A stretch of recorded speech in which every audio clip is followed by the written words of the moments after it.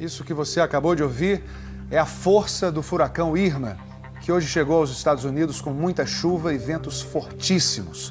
Atingiu primeiro um conjunto de ilhas no sul do estado da Flórida. E a gente vai agora até Miami, onde estão os enviados especiais Sandra Coutinho e Orlando Moreira. Oi, Sandra, qual é a situação aí na Flórida nesse momento? Boa noite para você, Ana Paula, para o Tadeu e para todo mundo. Olha, aqui em Miami já escureceu, mas o vento não dá tréguas. Por isso a gente fala aqui de dentro do hotel, porque as rajadas de vento são tão fortes que a gente não consegue nem ficar de pé ali fora. E a todo momento há pancadas de chuva torrencial. E olha, esse hotel é preparado especialmente para furacão. Você vê que a janela é feita de um material especial, ela não está coberta, é apenas o vidro, mas é um vidro especial, exatamente à prova de furacão. Tanto nós quanto a equipe da repórter Carolina Cimente e do repórter cinematográfico Anderson Gásio também estão abrigados nesse mesmo hotel, exatamente por essa razão. Exatamente por causa de tudo isso, 43 pessoas já foram presas por desrespeitar o toque de recolher em várias regiões. Essa primeira região atingida pelo Irma aqui nos Estados Unidos, como você dizia, as Florida Keys, né, como é conhecida essa região, elas são um pequeno conjunto de ilhas que ficou totalmente inundado. Ao longo do dia, o Irma perdeu força. Por volta das 4 da tarde, tocou o solo numa região chamada Ilha Marco, no sudoeste aqui do estado da Flórida, e logo depois foi rebaixado para a categoria 2. Mesmo assim, continua provocando estragos por onde passa. 28 pessoas morreram no Caribe. Aqui na Flórida, 3 pessoas já morreram, todas em acidentes de carro. 36 milhões de pessoas, neste momento, sentem os efeitos do Irma. A gente vai acompanhar na reportagem dos enviados especiais Carolina Cimente e Anderson Gásio, que acompanharam a situação ao longo do dia. O olho do furacão Irma chegou com categoria 4 às Florida Keys, um arquipélago no extremo sul do estado, por volta das 10 da manhã, hora de Brasília. Esse meteorologista, na ilha de Sandal Bunch, se arriscou para tentar medir a velocidade do vento e marcou quase 200 km por hora. Tampa, 400 quilômetros ao norte, amanheceu calma e demonstrando um efeito curioso do Irma. O mar sumiu. O furacão causou uma diferença de pressão atmosférica tão grande que fez algumas regiões em torno da tempestade ficarem com a maré muito baixa. Não foi o caso de Miami. A cidade ficou alagada. Parte da costa americana viu o nível do mar subir em mais de 5 metros. A maré, a chuva e o vento compõem o coquetel mortal que é um grande furacão como o Irma. Perto do olho do furacão, o vento chega a 215 km por hora, com rajadas até mais fortes. Nesse momento, aqui em Miami, a gente está a 150 km do olho do furacão. E olha só como é que a gente está aqui. Às 5h30 da tarde, hora de Brasília, o olho do Irma passou por Naples, uma cidade de 20 mil habitantes. Esse repórter de um canal de meteorologia tentou enfrentar a fúria da tempestade. A imensidão do Irma pôde ser vista do espaço. Esse vídeo, da Agência Espacial Americana, mostra as nuvens cobrindo uma extensão de mais de 1.000 quilômetros. Uma tormenta maior que a própria Flórida, um estado com 21 milhões de habitantes. Os estados da Geórgia, Carolina do Sul e Tennessee também correm o risco de enchente. Em Cuba, ontem, as ondas chegaram a 11 metros. O furacão atingiu o país na categoria máxima, 5. Na capital, Havana, os moradores foram resgatados de barco. Os ventos de 300 km por hora deixaram a ilha de Barbuda um paraíso tropical praticamente inabitável. A ilha de São Martinho, que é parte território francês e parte holandês, também ficou quase toda arrasada. Essa encosta nas Ilhas Virgens Britânicas ficou parecendo alvo de um bombardeio. A ONU estimou que 37 milhões de pessoas, praticamente toda a população do Caribe, sofreram o impacto de um dos maiores furacões já registrados na história. Olha, aqui neste momento, 3 milhões de casas e lojas da Flórida estão sem energia elétrica, inclusive aqui o nosso hotel, que só está funcionando à base de gerador, mas isso com luz apenas nas áreas comuns. Não tem luz nos quartos, os elevadores não estão funcionando, os ar-condicionados não estão funcionando, apesar de ter muito vento e muita chuva lá fora, está muito calor.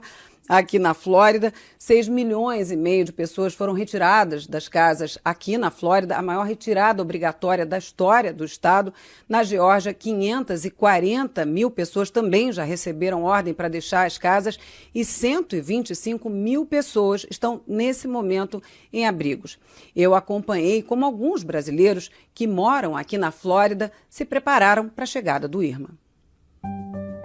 Enquanto Irma despejava sua fúria por onde passava, em terra nós encontramos histórias de solidariedade. Eu estou aqui na casa da Fernanda, que mora aqui em Miramar, só ela, o marido e os 2 cachorros. Mas por causa do furacão, ela decidiu receber mais 5 pessoas. A Josi, a Juliane, a Liz, de 6 meses, a Rosângela, que é a sogra dela. Olha, aqui na cozinha tem mais gente. O Vitor, que é o dono da casa, né, marido da Fernanda, e o Jerônimo. Eles protegeram as janelas com placas de alumínio. Na garagem, o gerador emprestado e combustível, para manter pelo menos o micro-ondas, o ventilador e algumas luzes funcionando. Aqui a gente tem um pouquinho de tudo, né? Porque eles mandam ter água, tem bastante água aqui que a gente está reciclando, bastante água aqui em garrafa. Nós temos aqui também uns 5 galões aqui.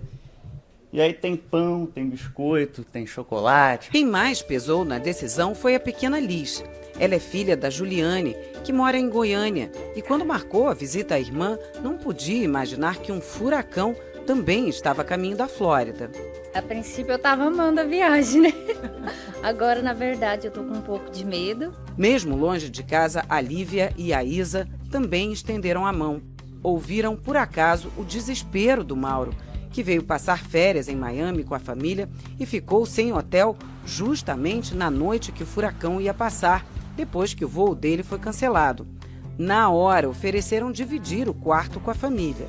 Ao ver as pessoas com tanta aflição de não ter um teto, então a compaixão vem rapidamente, né? A solidariedade.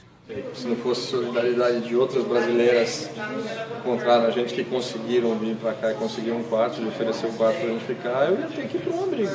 Hello guys, eu sou a Manu. Na internet, os vídeos dessa fofura de 10 anos foram o jeito que a mãe dela encontrou para tranquilizar a família em São Paulo. Eu acho que ela conta até de uma maneira mais positiva, porque mostrava que ela estava ali sorrindo, com uma cara alegre. A família da Manu saiu de casa em Miami e dirigiu até Orlando. No caminho, encontrou supermercados vazios. A gente já tá há 6 horas. Tipo, a gente entrou no carro às 4h50 e são 11 horas. Yay! De Orlando, a família ainda pegou um avião para Washington para ficar bem longe do furacão. Além da Manu, outros brasileiros registraram pelo celular como foi enfrentar o Irma.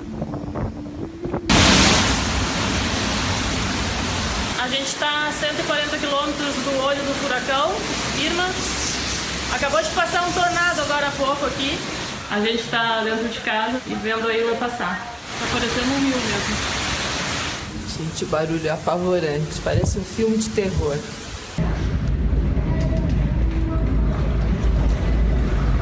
Bom, agora os ventos aumentaram um pouquinho, caiu uma árvore aqui dentro do nosso condomínio.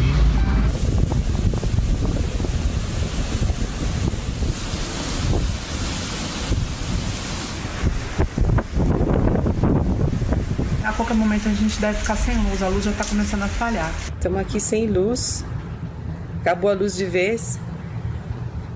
Estamos na luz de lanterna e o furacão está passando bem forte agora, muito barulho. O problema começou agora então a aumentar. O vento, a noite toda foi muito vento, muito forte.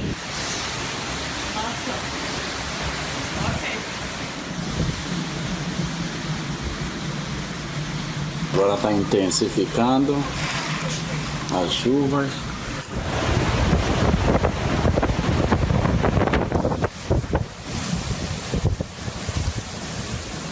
Uma rua rua que geralmente sempre está cheia, né? Você vê que está praticamente vazia, ninguém nas ruas. Encontrei mais um lugar, um único posto aqui por enquanto que encontrei, mas você pode ver que as coisas estão vazias aqui atrás, muita gente tentando pegar aqui o que consegue. Estou filmando dentro da garagem do meu prédio. O vento está muito forte, a água está ficando por todo lado. São ventos de 90 a 120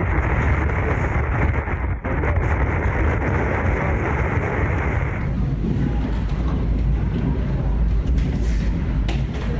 Dá um medo. 2 furacões de alta intensidade em menos de uma semana.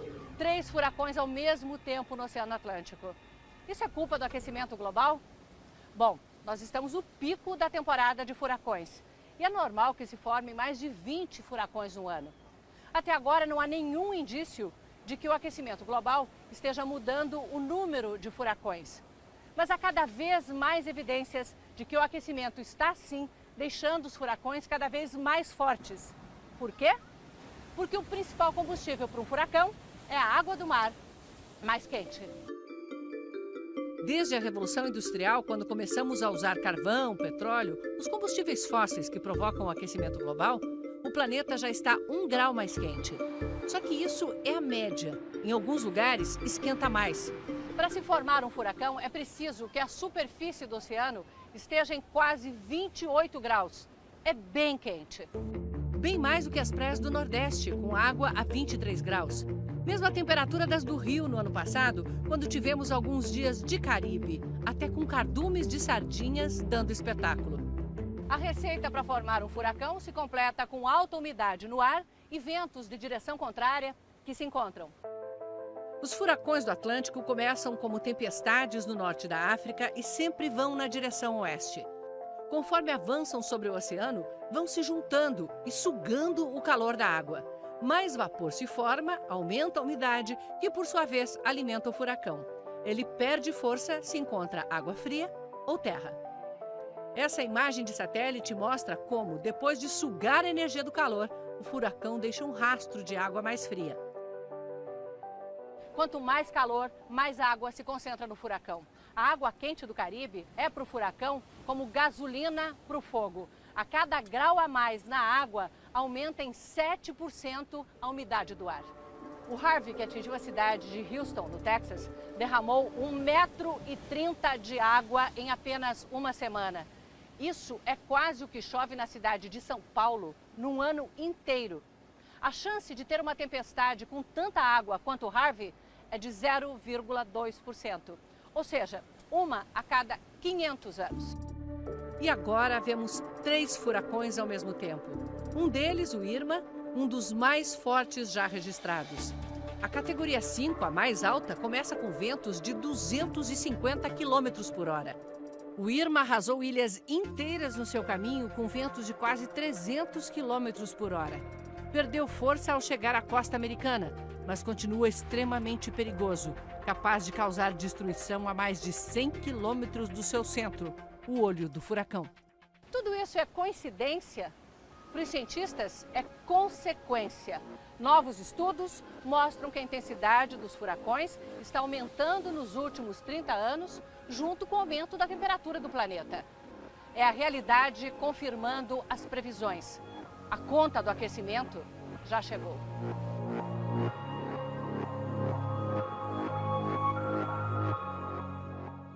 Para medir uma das maiores tempestades da história, meteorologistas americanos fazem o que parece impossível. Entram no olho do furacão.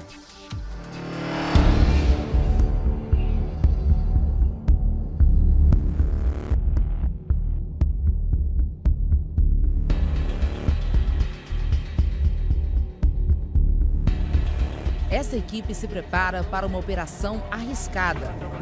São pilotos e cientistas do governo americano que estudam furacões.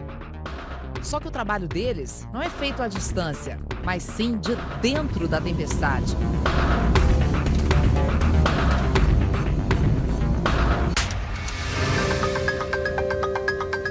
Na alta temporada, os chamados caçadores de furacão decolam de uma base no centro da Flórida e seguem na direção das tormentas. Nos últimos dias, o destino foi o Irma. No canto direito da tela está o tenente Robert Mitchell, piloto experiente nessas missões. A gente usa uma aeronave militar dos anos 50, feita para ser muito robusta. Os motores são turbo-hélice, que aguentam bem as turbulências e os ventos fortes. Os 2 aviões do Centro Nacional de Furacões têm voado todo dia para coletar informações em tempo real. Cada avião é equipado com 3 radares, um no bico, outro na parte de baixo e o terceiro na traseira. Além disso, carrega vários cilindros que servem como pequenos laboratórios voadores. Eles são lançados pela parte inferior do avião e abrem um paraquedas. Cada um carrega um sensor que capta e transmite dados como temperatura, umidade e velocidade dos ventos. É um instrumento descartável. Quando chega na água, afunda e acabou. Mas tem uma função fundamental, porque seria muito arriscado para nós chegar tão próximo do mar. Os pilotos são militares e recebem treinamento para voar em condições climáticas extremas.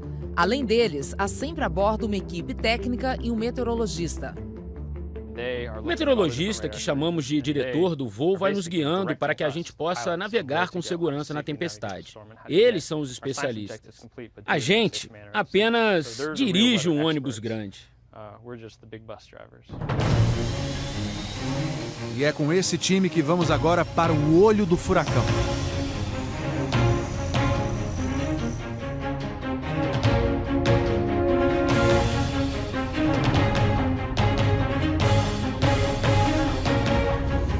O avião se aproxima do miolo do Irma e cruza o poderoso paredão de nuvens.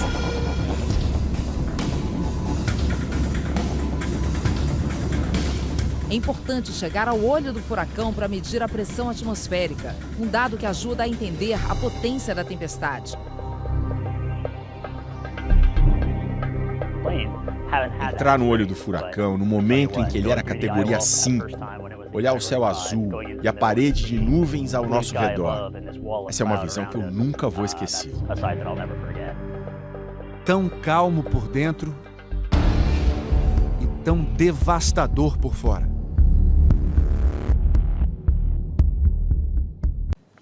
O Fantástico de amanhã vai apresentar todos os lados de um debate nacional. Liberar ou não a exploração de minério na reserva Renca, entre o Amapá e o Pará. O repórter Ernesto Palha viajou até os confins da Amazônia para mostrar o que está acontecendo no centro da polêmica. A menos de 1 hora em linha reta de Macapá, a capital do Amapá, no meio da selva, em plena área supostamente protegida pela Renca, encontramos pelo menos 12 pistas e diversas áreas de garimpo. Tudo ilegal.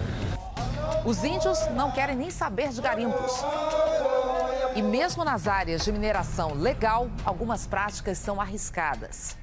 Agora aqui eu coloquei o mercúrio que é para poder ligar o ouro.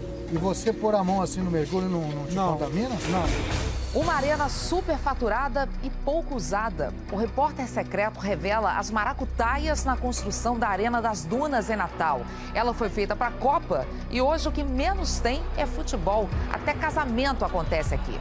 A auditoria apurou um dano já realizado de 100 milhões de reais de superfaturamento. O Fantástico investiga o que realmente aconteceu na operação da Polícia Civil de São Paulo, que terminou com a morte de 10 bandidos de uma vez.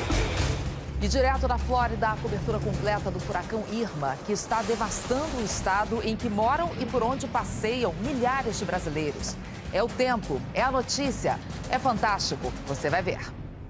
Já estamos com a queridíssima Carol Cimente, ela está com a gente desde manhã, acompanhei a Carol junto com a Sandra Coutinho de manhã, falando ainda da rua ali da entrada de uma garagem, mas agora não tem jeito, está fortíssimo aí, a gente pode ver a força dos ventos. Carol, o que você conta da situação, aonde você está, aí em Miami e no restante da Flórida? Boa tarde. Boa tarde, Maria. Boa tarde a todos. Olha, vou ser bem sincera com vocês, ainda estou com a respiração ofegante, porque vou resumir a situação da nossa equipe, de como a gente está conseguindo trabalhar nesse momento, já que a gente está num hotel que claramente está sem energia elétrica, assim como outras, se não me engano, 2.300.000 pessoas atualmente no estado da Flórida. A previsão era que 3 milhões, 4 milhões de residências ficassem sem energia elétrica durante a passagem do furacão Irma pela Flórida. Então, tá dentro do previsto, né? Mas é complicado para quem trabalha com televisão trabalhar sem energia elétrica. Então, a gente corre para onde está o nosso carro, para tentar carregar os nossos equipamentos, telefone, para poder ter comunicação com vocês. E depois tem que subir os andares a pé, né? Porque não tem elevador funcionando sem energia elétrica. Então, dificulta o trabalho de todo mundo. Claro, quem não está trabalhando, quem está aqui só se protegendo da passagem desse furacão, é um dia muito tenso, né? A gente está vendo o furacão passar pela janela, preocupado se o carro não vai ser inundado com a subida de água, preocupado se o hotel realmente vai resistir, e resiste. O hotel à prova de furacão está realmente comprovado que por esse furacão vai passar intacto. E também sem energia, então não pode ver televisão, a bateria do celular já vai acabando, todo mundo lá fica no lobby do hotel, o ar-condicionado já não funciona. Vocês podem ver que eu também estou suada, porque o clima na Flórida, apesar de ter ficado quase 10 graus menos quente hoje comparado a ontem, claro que ainda está quente, muito úmido com toda essa chuva. Então, isso mostra um pouco o quanto o furacão atrapalha a vida. E a gente está falando do furacão aqui em Miami, né? Que, como vocês estavam falando, o furacão Irma mudou completamente de rota, foi para o oeste do estado da Flórida. Então, o que a gente está vendo aqui é um grau muito menos forte, muito menos potente do que está acontecendo lá do outro lado do estado, né?